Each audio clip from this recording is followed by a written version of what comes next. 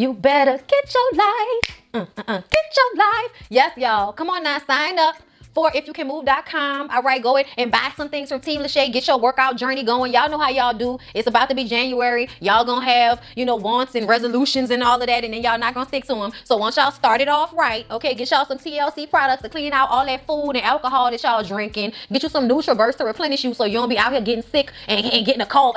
Okay, keep yourself healthy. Try that sea moss that get that phlegm up out you. Okay, y'all go and check out TLC products because they really will help you stay, on track with your journey and aid you in your process. Sign up for Team LASHAE and sign up for the online gym. Go check out and see what my girl got. Y'all know I'm also an affiliate for her boutique, Pasia and Amari, which has really cute workout clothing and jackets and masks and just all kind of cute stuff. So y'all go and check out that link. Now y'all know I'm an affiliate for PrettyLittleThing. Don't forget about that. And please don't leave. Okay, because I know how y'all be trying to skip through the ads. But listen, I am on Station Head. I did my first show. It was so amazing. Thank you to everybody that joined. Also, I started a Discord. If you are a member or a Patreon, check check your timeline. I sent you guys an invitation to my Discord. If you want to join my Discord, all you have to do is either be a Patreon or a member over here. I would prefer for you to be a Patreon, just because you know how you never know with YouTube, but whichever is fine. But with Patreon, you can pick however much you want to give. I think it's like $1, $2, goes all the way up to $4 or $5, I believe, $5. So yes, but please do me a favor and go and sign up on my Patreon so you can be on my Discord. We're going to do watch alongs. We do video talks. I actually had like a whole conversation with 2 of my Patreons on there today before I came and recorded. I had such a good time with them. So thank you 2 ladies for joining me. I know it was y'all's, it was Brown Girl and then it was Shanda or Shonda, something like that. Y'all got to start giving me y'all real names when we get into these environments, okay? If you come on my Discord and we talking and all of that, say your real name so I could be like this person. Because it's hard for me to remember usernames, okay? But anyway, I love y'all so much. Thank y'all for joining the Discord. But yeah, y'all support in all of these different ways. Check down below in the description box. Okay, follow me on Instagram and let's get into the video. Hey everybody, what's up? It's your girl Bondy Blue and I am back for another Life After Lockup review, y'all. It's a bunch of mess, y'all. It's a lot of mess. All right, so Shawn and Destiny, you guys. Let's talk about them first. So y'all know Destiny went to her sister Brittany's house. Y'all also know she has a court date coming up. All right, so that means that Shawn is still in the bag for $50,000. And Destiny is telling her sister Brittany that she doesn't care about him. Forget him and his $50,000. And she's still driving around in the car that he bought her and using his credit card. I was just kind of like, how you gonna be like F somebody when you basically only functioning because of them? Like, that's so messed up to me, But she said something that made me understand her, okay? She said, I feel like I'm about to go to jail anyway. I kind of just want to get out and live it up while I can. When she said that, I understood why she left, because he's gonna make her do everything right. You know what I'm saying? He wants her to stay and, be at his house and be bored and all of that. And she wants to go out and party because she's about to go back to jail. I get it. And he, will probably get in the way of her doing that or put a damper on her mode. Or maybe she just really don't want to be around him because I don't think she loves him, but she knows that he's going to do for her. She don't care about Shawn, but she knows that Shawn is going to pay for whatever she needs to get paid for. She knows if she goes back to jail, okay, because she even said this, he was going to be the first person that she called if she went back to jail because she knows he's the one that's going to be there to take care of her. That just says a lot about how manipulative she is, how messed up she is. And it speaks to whatever is going on with Shawn. Like, Shawn, my dude. The whole episode, it's like, oh, now you want to come to the conclusion that old girl is playing you. He talks to another coworker about her. The coworker feels like Destiny is just some crazy person that's using him. He would be correct. So the homeboy is like, have you ever looked her up on social media? Have you ever looked her up on Facebook? And he's like, oh, she doesn't have a Facebook. Like, man, look it up, okay? Try to go on her sister's page and see if you could find her through her sister's page. I don't know why Shawn never thought to do this.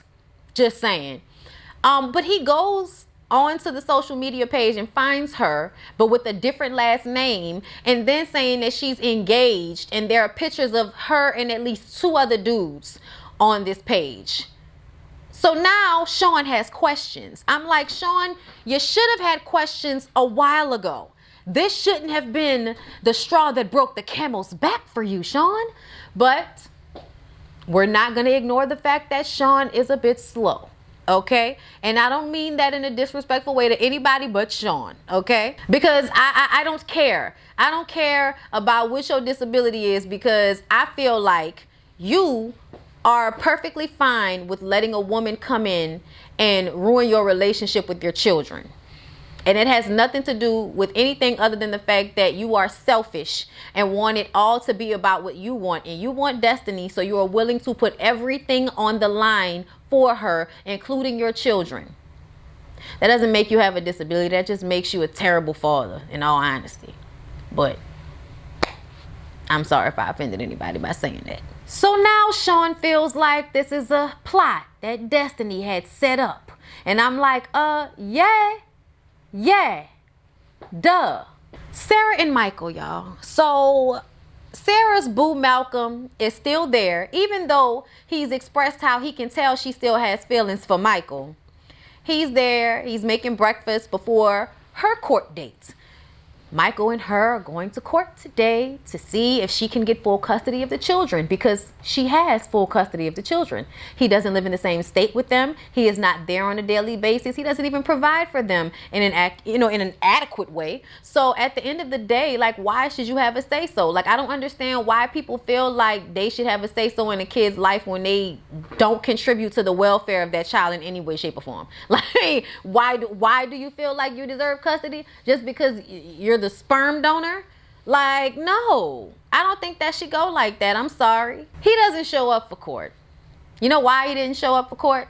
Because he was getting slaughtered and getting his peen wet and that little chick he brought to the hotel last night. Okay, his home girl. Okay, with the quotation marks. I was just like, you really missed your court date because you was too drunk to get up? Like, really? Like, that just goes to show you don't really care. You don't really care, and if not, you're not responsible enough to be considered a primary caregiver for these children.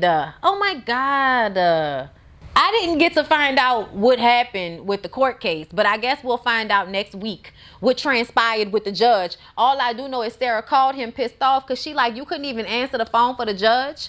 You know what I'm saying? Because he was trying to call to get in touch with Michael, because I'm guessing he would have just handled the situation over the phone. But he didn't even answer the phone because he was too drunk to answer the phone. Too hungover to answer the phone. Y'all, I cannot with him. So, Kweilyn and Chevelle. Kweilyn goes back to Houston after Chevelle kicked him and her shoes to the curb. And his sister asked about Chevelle, because he go by his sister's house, they having dinner. And sister's like, so what happened to Chevelle? What's going on? And he has to explain what happened. He was trying to beat around the bush, but the mama was like, nah, what did you do?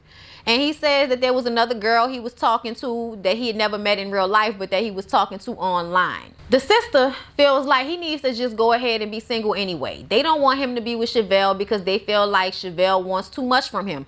I understand where they're coming from, but I also feel like there's no point in getting upset about it or trying to get in between him and her. It's going to work itself out, obviously, you know, without any of your own help. So just be supportive and, you know, be a family member and stay in your lane, because anybody's relationship ain't necessarily your business. Okay, I understand family members like to be all in each other's business and all of that, but ultimately his relationship with Chevelle shouldn't have anything to do with his sisters. Like, at the end of how she doing, how y'all doing, that should be it at the end of the day, because I feel like they be trying a little bit too hard to impress upon him not to be with her, which makes him want to be with her even more, because he says that she's the only one that was there for him when he was in jail. Mind you, he was in jail for like 12 years and she was only in his life for the last 2.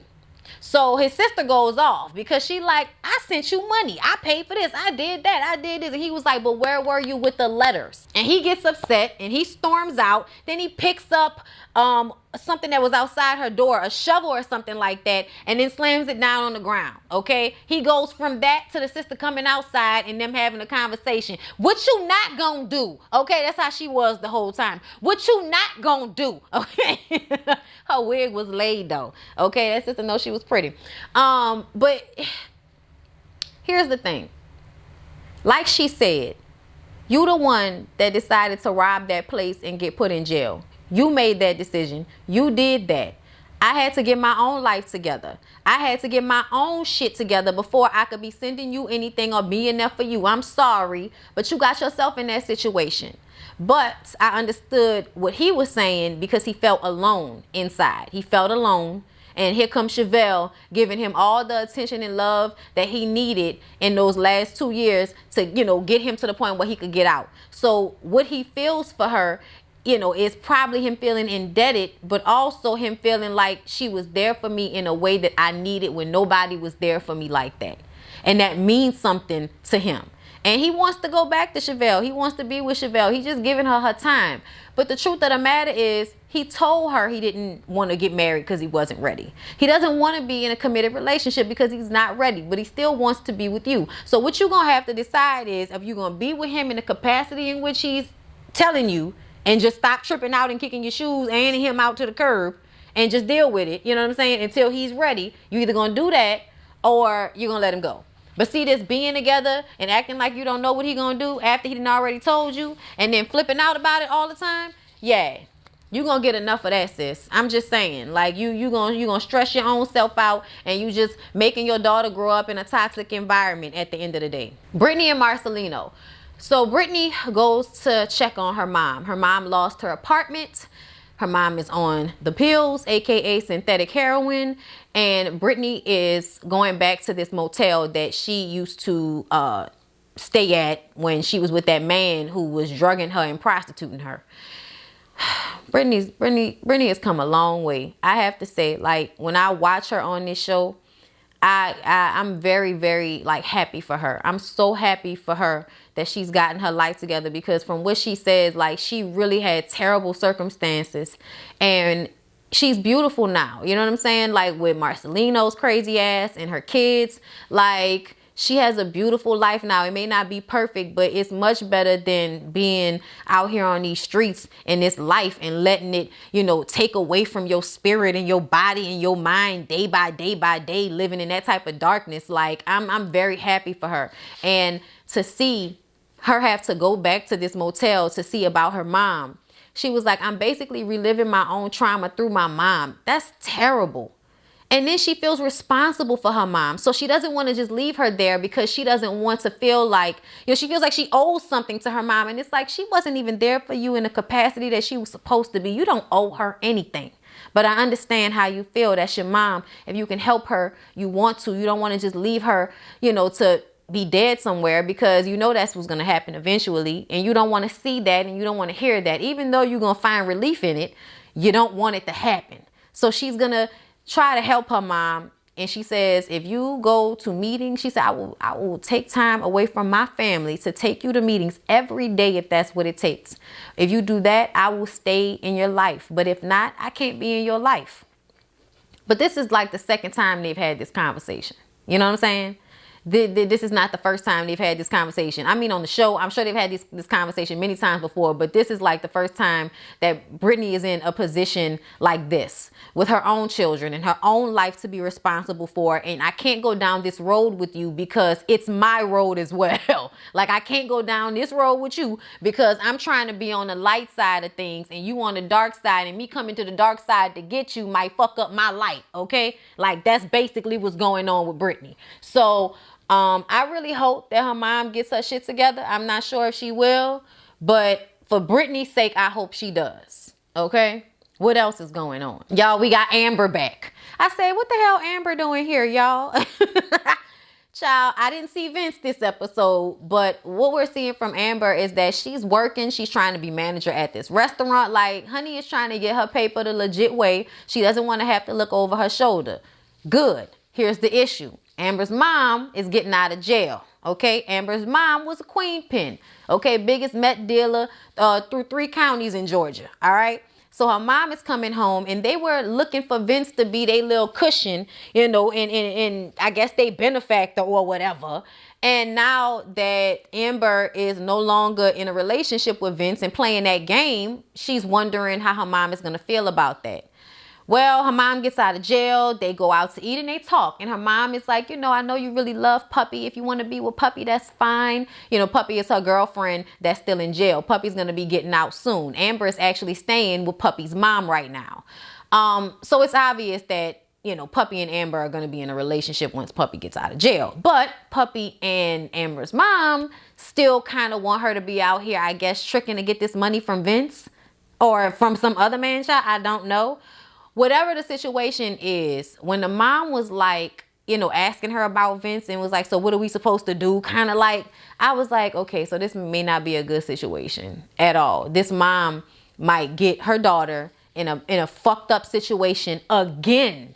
Okay, again, sitting up there talking about she was upset that Amber was in jail because you're not that upset if you still trying to have her out here scamming folks so that you can get money.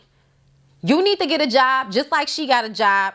Puppy need to get a damn job, and maybe y'all can pull y'all money and get y'all a nice little setup or something like that. I don't know, but it needs to be legit. The way Amber was talking to her mom, like you could tell that there's some fear there. The mom looks all sweet and nice and all of that, but at the end of the day, you're not a sweet and nice queen pin over 3 counties in Georgia selling meth, bitch. Like, that's not how those things go. So I'm just waiting to see the other face of Amber's mom, because right now Amber's mom is playing it. Oh, you know, I'm just, yeah, no, no. I see possible issues there. Lacey, Shane, and Shawn. So we didn't really see Lacey, but we saw Shane talking to his homeboy about how great things have been since he stopped drinking. And, you know, of course, they lost the twins, but actually that was pretty much a good thing for them. They didn't need or want 3 babies, okay? He mentions how life has been so great since that guy John has been out of their lives. And just as he's saying that, John and his crazy eyes are coming out of jail. Like, I'm coming for you, Lacey. I'm coming for you, bitch. In a good way, though. You know what I'm saying? Like, I'm coming to steal your old lady, Shane, like you did to me. You know what I'm saying? Like, it's not over. You can tell it's not over. I wish John would leave Lacey alone for his own, you know, mental health. But it's obvious that they really like to do this back and forth stalker thing with one another. I wonder how she's going to fare now that she's pregnant. Because you can't be trying to throw Shane away with his baby inside you. You can't do that. And you're not going to be able to come up with another reason to try to blame him for whatever you decide to do. So I'm interested to see how Lacey's going to handle John being back in the picture now that she has, you know, Shane's baby in her oven and all of that. We'll see. But anyway, y'all, that was Life After Lockup. I hope y'all enjoyed. I enjoyed it. Please don't forget to like, comment, and subscribe to my channel if you have not already. I love y'all, and I will see y'all in the next one.